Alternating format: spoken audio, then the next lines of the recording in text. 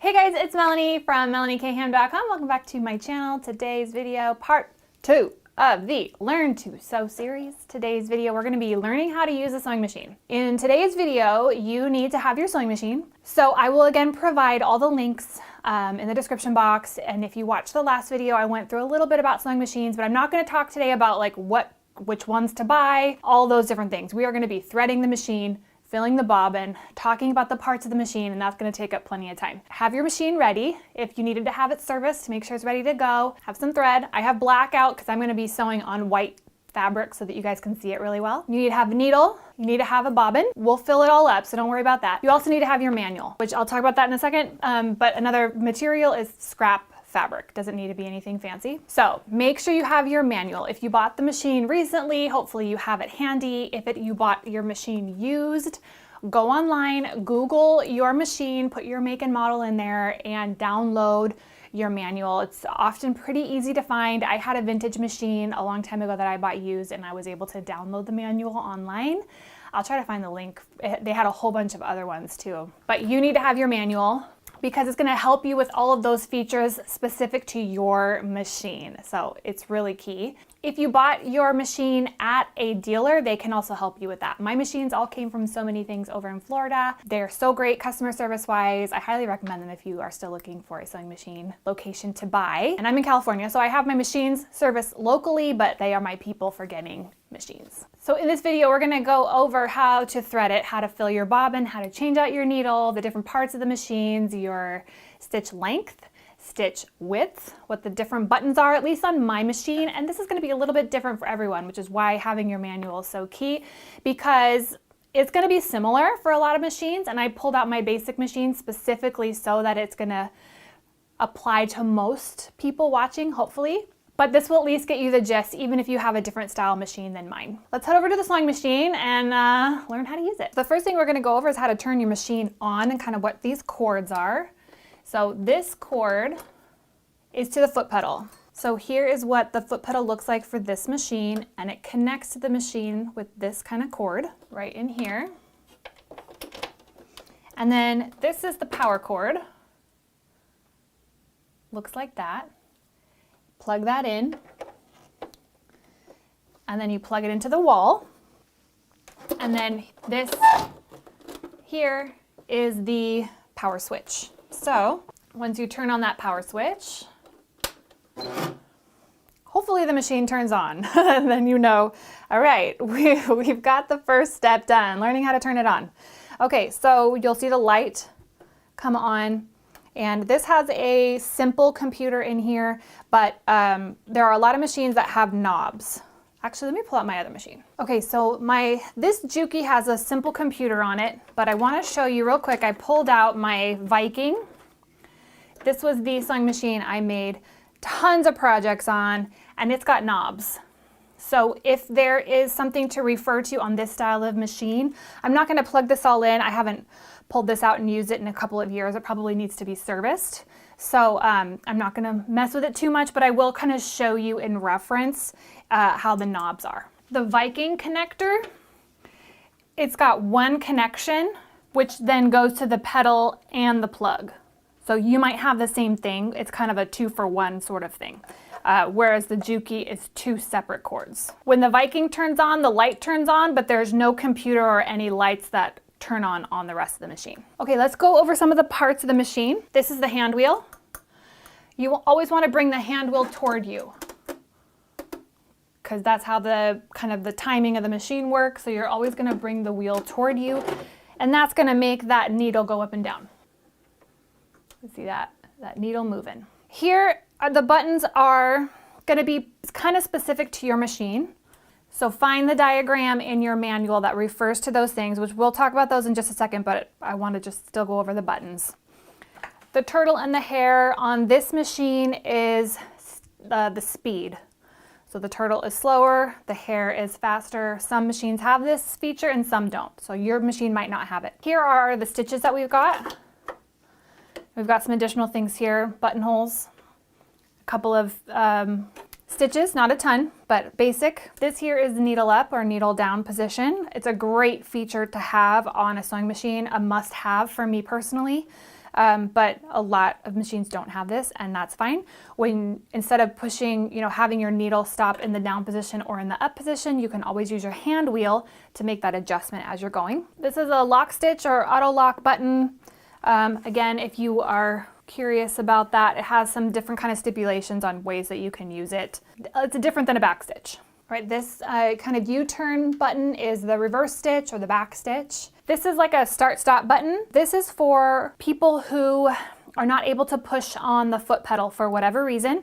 You can use your hands to start-stop. So you cannot have your your foot pedal plugged in. You unplug it, and then you can push that button. It'll start slow, and then it will go to the speed which your machine is set.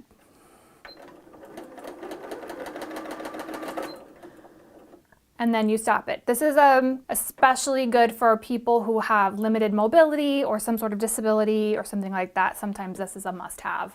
Up here is your bobbin winder. So we're gonna go over that in just a minute. Sometimes there are helpful diagrams on the machine for reminding you about threading or kind of bobbin loading, all of those things. So that's what that is. Here's our thread spool back there. I'm gonna turn the machine around. Right here, kind of inside of the machine is the presser foot lifter. I'm sure it has a more legit name than that, but it lowers and raises your foot. Sometimes it's along the back or kind of in the inside, but that's what that does. All right, most sewing machines allow you to have a free arm where you can take part of the base of the machine off and it creates a thinner area for sewing. This is really nice for sleeves, apparel sewing where you have like a tight spot to get in here. Also, mine has storage. My Viking does as well, and this comes off here to allow for that free arm. A lot of times sewing machines will come with this sort of little piece here, and this is basically like a screwdriver. And so this is what you're gonna use in order to take the plate off of the machine, and that's how you clean it out.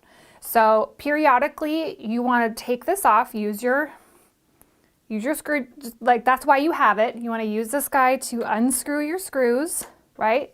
You'll take that off and then use the brush that it came with to clean out all the lint that will build up inside there. So that is what that is for. All right, now let's fill up a bobbin. So this is where you want to make sure you find this in your manual, especially the first time you do it, for winding the bobbin. Now, like on this machine, it says set the speed control to the fastest position for your bobbin winding. So there are going to be little hints and things like that specific to your machine that you will need to know in order to wind your bobbin, potentially. It's also going to have diagrams on how to create your tension, which we'll talk about, don't worry, for your bobbin winding to make it the most successful, because you want your bobbin wound properly so that it doesn't create problems for you. If the thread isn't wound tight enough around your bobbin, it can create tension issues when you're sending your fabric through the machine. So here is the bobbin that comes with it. There might be metal ones also. I feel like typically with the standard kind of basic model machines, you have the plastic bobbin and this kind of plate, this kind of drop-in bobbin. So once it's filled, the bobbin is going to go in this way. Some of the semi-industrial machines have a bobbin where you have to come in like from the side. But I think this is mostly what I've seen for sort of basic machines. The first thing you want to do is take your thread and place that on the, I don't know the specific names of a lot of these things. The pin, right? The spool pin. All right, so this bar thingy that you put it on, that's kind of what I think of in my brain. Okay, so you want the thread to come over the top of it, not be coming underneath it, because we don't want anything to inhibit the thread from going to the tension disc and then over to the bobbin winder. And so a lot of times you'll have these that go on the top. So I need to have my machine on the bunny. Then I need to bring the thread around the disc and over. And you'll kind of feel it kind of slide in there. On the bobbin, you see these holes. So you'll want to take your thread, put that up in the hole, and place that on the bobbin winder. Thread's coming from the spool over into the tension discs, into the bobbin coming up through the top. I'm holding on to my thread up here. It's clicked over into the bobbin position. My thread is nicely snug in between those tension discs, and I'm going to lightly press on my presser foot several times. So see, we want to wind it up a little ways so that once we trim this thread, it's not going to come off. And then you can go ahead and press on the presser foot to finish filling up your bobbin.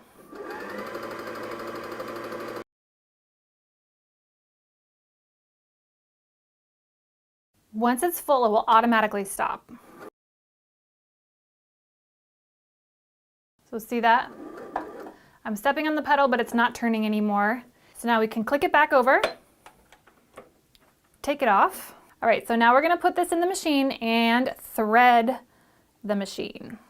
This is where the bobbin needs to go. There's usually a little button here that lifts up this plate.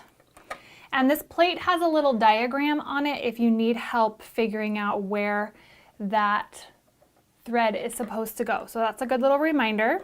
Your bobbin's gonna fit right in there. So when you put it in, I like to think about it as the letter P. So the thread comes down here and we have the letter P. That always seems to help me remember how it's supposed to go in. So then you'll place the bobbin inside. So just drop down in there really easy. And the thread, there's usually arrows here to help you. The thread's gonna slide inside that metal piece and then come out the top. One more time, a little closer, shaped like a P. Follow that arrow, pull that along and up. Now you'll replace your cover. And yeah, I leave my thread kind of popping out here, and let's thread the machine, the top thread part, and then we'll see how to make it all come together. Now before we thread the top of the machine, I want to touch on the needles just in case you don't have a needle in your machine just yet. You won't be able to thread it without the needle. So we got to have a needle in there. Some needles, the eye is going straight back, and some, the eye is going to the side. The needle has a flat side. When we look here, we'll see that that flat side is supposed to be toward the back of the machine. And so that's important. It usually only goes in one way. The hole is shaped so that that flat side goes in. So if you try to put it in wrong, it won't go in wrong. So don't worry too much about this, but you want to make sure the machine is off when you change out your needle. And it has a little screw here. You might need to get your screwdriver out and unscrew the needle, and the needle will slide out. Make sure that that needle is nice and tight with the screw. You might even need to crank it with your screwdriver to make sure it's nice and secure. Let's grab our thread from up here. And this is very similar with all the machines that I have. There's typically an area over here that you have to catch. And there are diagrams along the machine to help you. So we're gonna need to come along this side first. Put that in there. Then it's gonna come down. This is our disc, like our tension disc. It's gonna kind of go along there. Here's step 3. It's gonna come around and up. Now there should be this metal, you're gonna put it inside the take-up lever. So we're at step 4, we came up, and then you're gonna bring it around and allow that thread to come inside. You see that?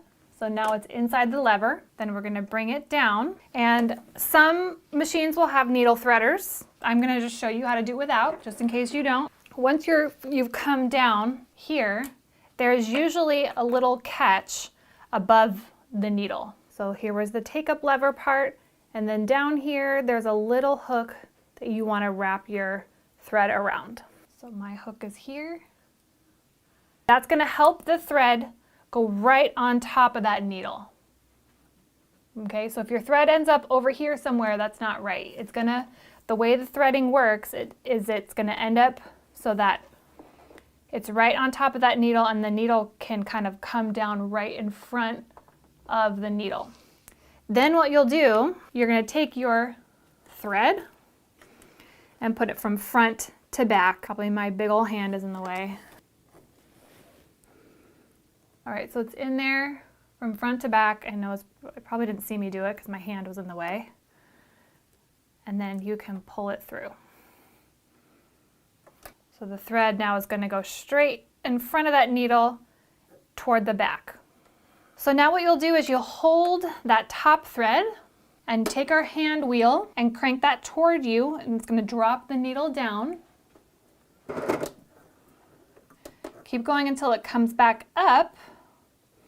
Now it has caught that bobbin thread, so then you'll pull up slightly. You see that loop coming? That's the bobbin. So we'll just pull gently on that bobbin thread, and then we'll now have both of our threads ready to go. And then I like to kind of get both of them together and then place it toward the back of the machine. Really quick, let me show you how it works with the needle threader. This is the needle threader. You usually pull it down and it kind of catches into the needle. You'll have it almost ready to go. It'll be around that little catch. But then what you'll do is bring it to the left and go under, and the diagrams in your manual will probably be more helpful than this, but just in case. And then you'll kind of loop it underneath. There's like a little hook that's coming through the eye of your needle. And then it pulled it through for me. All right, now I'm going to show you real quick how you take the presser foot off. Different machines are going to do this a little bit differently. Mine has this back button. You push that button and the foot comes out. To put it back, you just put it in its spot, and then I'll just drop the foot down, and then it'll clip into place. The Viking is very similar, but instead of having a release, you just pop it out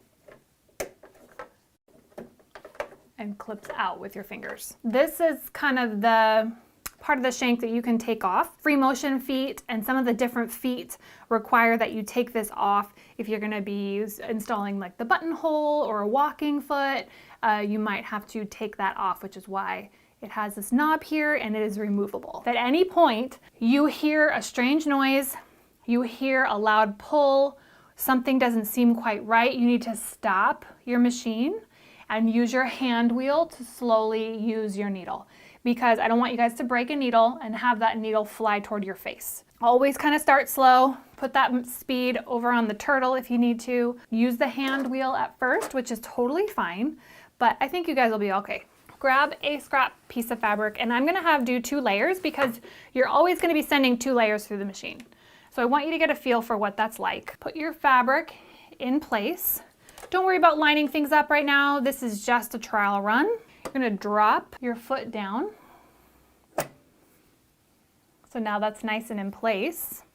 And then just slowly press on that presser foot to get an idea of how quick your sewing machine can go. And don't feel like you need to go quick, you just wanna get a good hang of that stitch.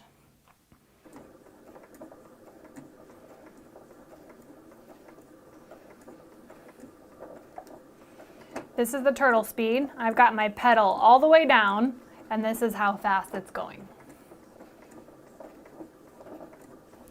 Now, when I stop, my needle goes up. So it stops in the needle up position. If you have a machine that has a needle up, needle down button, you can push that. I always like to stop with my needle down. It kind of secures everything, especially when you're quilting. Then if you were to keep sewing, it would stop with the needle down. So then you can either hit the needle up button to pull it up, or you can use your hand wheel. All right, so let's take this off. I like to pull it to the side, and then over here there's usually a thread cutter. So you pull that to the side and cut those threads, and then let's take a look at the stitch. So we got the top stitch, but then always look at the back of that stitch, okay? This is often an indication on your tension.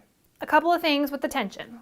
The first thing that you want to do is find the diagram in your manual that shows the tension. And this is so helpful. Sometimes I still refer to my diagrams because I get sometimes confused over which tension to fix when I see a problem with my stitch. So this is what I want to show you. This top needle is creating that top thread, the bobbin is creating the bottom thread, and your tension is making sure that those are locked in the middle of the fabric. So if you have a problem with your tension, the diagrams will show you what that might look like. So if your tension is too tight, and it will tell you right here, if your tension is too tight, that means that your top thread is just sort of running along the top of your fabric. So it'll tell you what to do. So it means the tension's too tight, it's at a 4, it means you need to move it up to go down to the 3. Does that make sense? So here's that knob, and then you can adjust your tension here.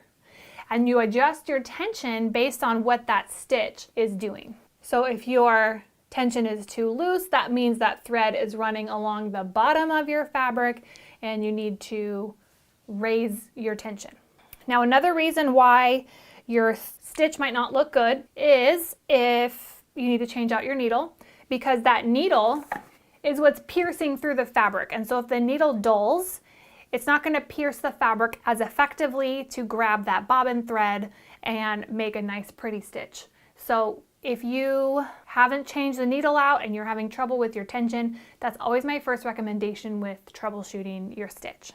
If you did that stitch and your stitch did not look nice, like the diagram, where it's kind of locking in really nicely, it looks the same on the front and the back, the first thing you're going to do is rethread it.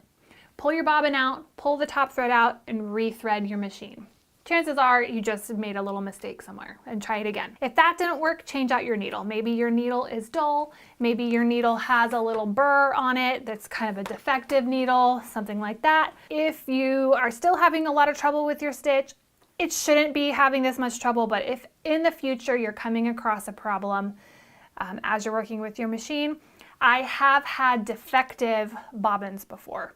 So there was one time I was sewing and my stitch looked terrible, and I didn't know what was wrong. I tried everything, and it turned out that the bobbin, so this guy, was warped. So the second I just put a different bobbin in there with the same thread and everything, it worked beautifully. Just make sure that when you're trying all these things to make sure you get that beautiful stitch, that you only do one at a time. That way, whatever problem it was, you can identify how to fix it the next time. So 01, that is my stitch style.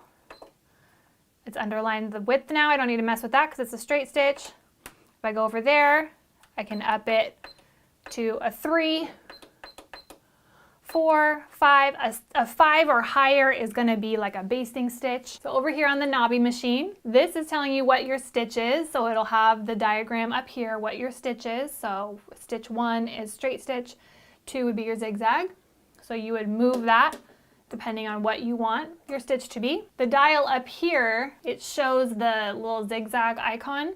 That is how wide your zigzag is going to be. So sometimes you want a nice wide zigzag, really large, and sometimes you just want a teeny little zigzag. And then this knob down here is your stitch length. So it goes to 0, which would be if you want a free motion. So you don't want a stitch length, your hands are creating your stitch length. That would be what the 0 is for, or your buttonhole is here as well. And then 1 up to 4. Like a 2.5 is typically what I sew on. So last thing I want to talk about is sort of this plate and how it works. You can see lots of lines and lots of measurements on here. Those are going to be some lines that we want to address once we have certain seam allowances. So different projects call for different seam allowances, whether you're doing apparel or quilting or what have you. So you can, I don't know if you can see in there, but one says 5/8, and just look at what it is on your machine. One says 5/8, one says half inch, and then you're gonna have these measurements down here. That's just gonna help you as you're sending your fabric through the machine. If you need to have a 5/8 allowance, you're gonna run that line, the edge of your fabric, along a 5/8 line or along the 1/2 inch line. So that's all that is for. Hopefully that was review for most of you, but if you have never pulled your sewing machine out of the box, hopefully that just helped you run through it. Again, your manual is your BFF. Put it in a safe spot. It's really gonna show the diagrams specifically based on your machine, which is just so helpful. If you have any questions, leave those down below. Don't forget to subscribe, hit that bell so that you're notified every time there's a new video. Thanks so much for watching, guys. I'll see you in the next video. Bye.